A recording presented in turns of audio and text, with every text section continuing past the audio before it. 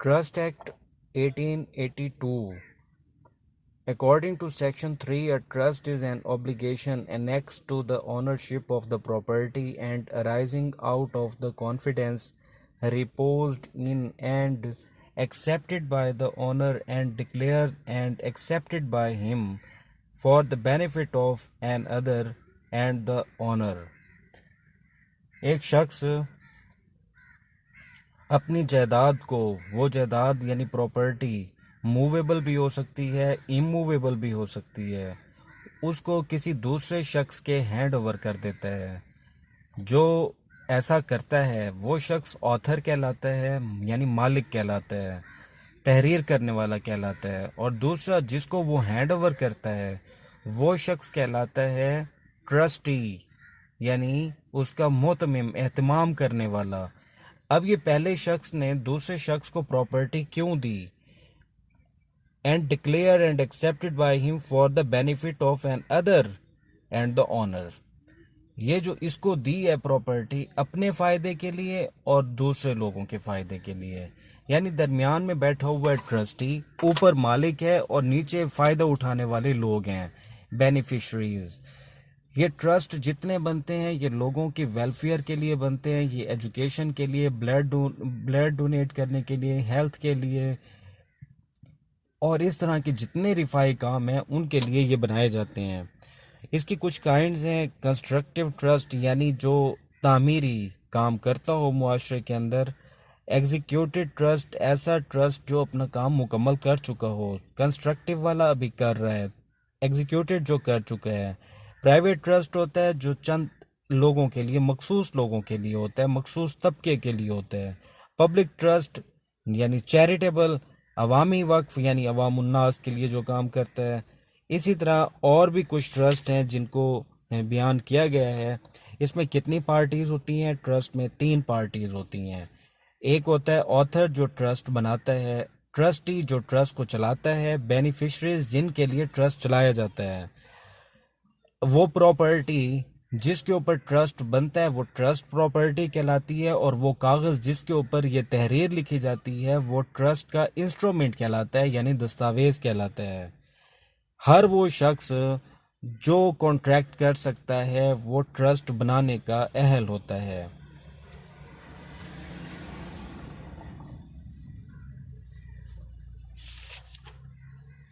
Trust بناتے ہوئے role of certainty observe کرنا ضروری ہے، یعنی ٹرسٹ بنانے والا الفاظ جو بیان کرے وہ یقینی ہوں، واضح ہوں، اس کے اندر کوئی ابہام نہ ہو. جس طرح ہم کہتے ہیں 10-15 روپے کی چیز 10-15، یعنی یہ ابہام والی بات ہے. کلیئر 10 یا 15 جتنی آپ کو تحریر ملیں گی قانونی طور پر آپ انہیں دیکھیں گے، اس کے اوپر لکھا ہوتا ہے.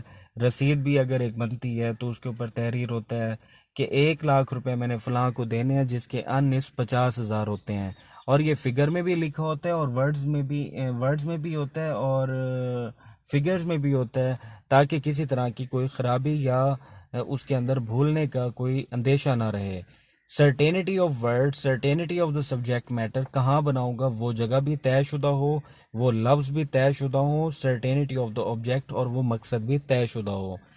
ان لافل پرپز آف ٹرسٹ، کچھ ایسے کام ہوتے ہیں جو کہ ان لافل ہوتے ہیں، اس مقصد کے حوالے سے وہ ٹرسٹ نہیں بن سکتے. فراڈ کے لیے نہیں بن سکتا، امورل کاموں کے لیے نہیں بن سکتا، اگینسٹ دا پبلک پالیسی اور against the provision of law کوئی ٹرسٹ اسٹیبلش نہیں ہو سکتا.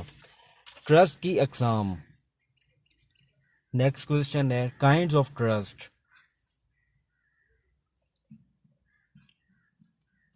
نمبر 1 کنسٹرکٹیو ٹرسٹ، یعنی ایسا ٹرسٹ جو تحریری طور پر وجود نہ رکھتا ہو، یعنی وہ صرف فزیکلی ہو لیکن اس کی کوئی ڈاکومنٹ نہ ہو. کام وہ ٹرسٹ کا ہی کرتا ہو، لوگوں کی ویلفیئر کا ہی کرتا ہو، لیکن اس کو رجسٹرڈ نہ کروایا گیا ہو، اس زمین کو، اس پراپرٹی کو اس اسپیسیفک پرپز کے لیے. ایک بندہ ہے وہ اپنے گھر میں ہی کوئی لوگوں کے ویلفیئر کا کام کرتا رہتا ہے، گھر اپنے پاس رکھتا ہے، گھر کو وہ ٹرسٹ نہیں بناتا. تو ایسا جو ٹرسٹ ہوگا وہ تعمیرتاً یعنی تعبیرتاً سمجھا جائے گا، تعمیری طور پر یا تعبیری طور پر یہی سمجھا جائے گا کہ یہ گھر کم اور ٹرسٹ زیادہ ہے. اسی طرح ایگزیکیوٹیڈ ٹرسٹ ایسا ٹرسٹ جس میں پراپرٹی بھی وقف کر دی گئی ہو، مکمل کر دیا گیا ہو، جس میں کام بھی ٹرسٹ کا چل رہا ہو اور وہاں پہ وہ پراپرٹی بھی ٹرسٹ کے نام ہو چکی ہو۔ ایگزیکیوٹری ٹرسٹ جس کی ان فیوچر میں تعمیل ابھی باقی ہونا ہو، اور اسی طرح ایکسپریس ٹرسٹ ہے جو ظاہری طور پر سب کو دکھائی دے رہا ہو کہ یہ ٹرسٹ ہے۔ امپلائڈ ٹرسٹ جو براہ راست تو دکھائی نہ دیتا ہو لیکن اپنے کام سے، اپنے بیہیویئر سے وہ یہ فیل کراتا ہو کہ یہ لوگوں کی ویلفیئر کا ہی کوئی ادارہ ہے۔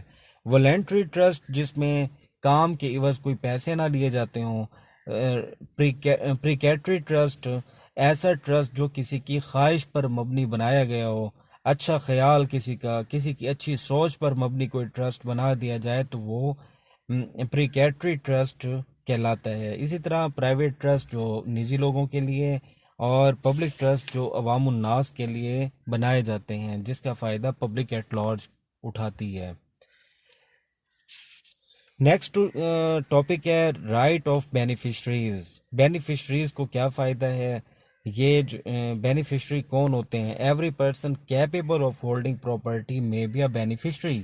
ہر وہ شخص ٹرسٹ سے فائدہ اٹھا سکتا ہے جو پراپرٹی رکھنے کی اہلیت رکھتا ہو، یعنی وہ انسین نہ ہو یا منورٹی کا شکار نہ ہو یا کسی بھی طرح کی ڈسکوالیفیکیشن اس کے اوپر اپلائی نہ ہوتی ہو۔ بینیفیشریز کے رائٹ کیا ہے؟ بینیفیشری رینٹ اینڈ پروفٹ وصول کر سکتا ہے، جو ٹرسٹ کی پراپرٹی ہے اس میں سے اپنا حصہ وصول کر سکتا ہے۔ اس کو یہ رائٹ ہے کہ وہ آئے ٹرسٹ کے کھاتے چیک کرے، کیونکہ ٹرسٹ انہی لوگوں کے لیے ہی بنایا گیا ہے۔ وہ ٹرسٹی سے ٹرسٹ کے اکاؤنٹس اٹھا کے چیک بھی کر سکتے ہیں۔ اگر انہیں کبھی فیل ہوتا ہے کہ یہ ٹرسٹ ان کے مفاد کے لیے کام نہیں کر رہا، کوئی اس کے اندر خرابی موجود ہے، ٹرسٹی انہیں اپنے ذاتی مفاد کے لیے استعمال کرنا شروع کر چکا ہے، تو پھر وہ عدالت کے ذریعے کیس بھی فائل کر سکتے ہیں۔ وہ ٹرسٹی نئے ٹرسٹی کے تعیناتی کے لیے بھی عدالت سے درخواست کر سکتے ہیں کہ ہمیں وہ ٹرسٹی ہٹا کر نیا ٹرسٹی جو ہے وہ دیا جائے جو ہمارے مفادات کو سیکیور کرے۔ اگر ٹرسٹی چھوڑ کے چلا جائے اور دوسرا ٹرسٹی تعینات نہ ہو تو تب تک جو بینیفیشریز موجود ہوں گے ان میں سے کچھ لوگ اس کی مینجمنٹ کو بھی سنبھال لیں گے۔ اگر ٹرسٹ کی پراپرٹی کسی اور عام پراپرٹی میں مکس ہو جائے تو بینیفیشریز کو یہ رائٹ ہے کہ وہ اسے اپنی جو ٹرسٹ کی پراپرٹی ہے عام پراپرٹی سے اسے الگ کروائیں۔ وہ خود بھی ایسا کر سکتے ہیں، وہ عدالت کے ذریعے بھی یہ کام کروا سکتے ہیں۔ اسی طرح جس طرح پھر بینیفیشریز کے کچھ رائٹس ہیں، کچھ لائبلٹیز بھی ہیں، ان کو چاہیے کہ وہ اپنی ذمہ داریوں کو بھی پورا کریں، جیسا کہ ڈیوٹی ٹو کمپنسیٹ ٹرسٹی کو کمپنسیٹ کریں۔